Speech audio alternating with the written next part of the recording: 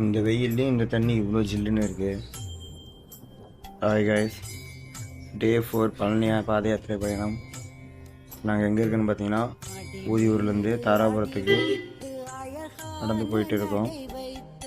சரியான பனி நடக்க முடியல, அந்த அளவுக்கு குளிர் வேறு. போகிற வழியில் பார்த்தீங்கன்னா பக்தர்களுக்கு அன்னதானம் கொடுத்துருந்தாங்க. சுக்குப்பாலும் பன்னும் கொடுத்தாங்க. அதை வாங்கி சாப்பிட்டுட்டு ஒரு வழியாக தாராபுரம் ஹைவே ரீச் ஆகிடுச்சு. Straight highway. இன்னும் ஒரு 4 கிலோமீட்டர் நாங்கள் தங்குற இடத்துக்கு போயிடுவோம். என் தம்பி இன்னும் எத்தனை கிலோமீட்டர் நான் இருக்குதுன்னு கேட்டதுக்கு 2 கிலோமீட்டர் தான் சொன்னேன். கம்முன்னு வாய மூடிக்கிட்டான். இந்த ஆர்ச்சி பார்த்தா தான் நிம்மதியாக வருது. ஃபைனலாக நாங்கள் தங்கக்கூடிய இடத்துக்கு வந்தாச்சு. தாராபுரத்தில் இருக்கிற ஈஸ்வரன் கோயில்.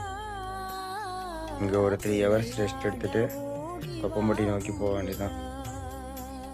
ரிட்டர்ன் ஸ்பாட்லாம் கிடையாது. இது தாராபுரத்தில் இருக்கிற மெயினான ரிவர் தான்.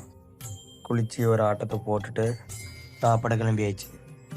எங்கள் குரூப்பில் சாப்பிட்டு முடிச்சுட்டு ஒரு 2 ஹவர்ஸ் ரெஸ்ட் எடுத்துகிட்டு தாராபுரத்துக்கு நோக்கி கிளம்பியாச்சு. இப்போ பார்த்தீங்கன்னா எல்லைப்பிடாரம்மன் கோவிலில் சாமி கும்பிட்டு முடிச்சுட்டு எலுமிச்சை குளம் சுற்றி முடித்து எங்கள் பயணத்தை ஆரம்பித்தாச்சு.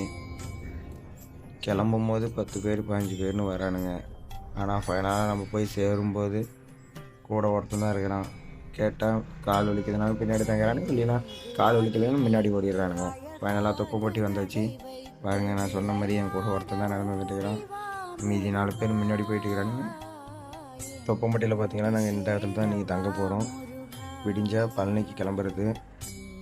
4வது நாள் பயணம் முடிஞ்சிருச்சு. 5வது நாள் ஸ்டார்ட் ஆக போகுது.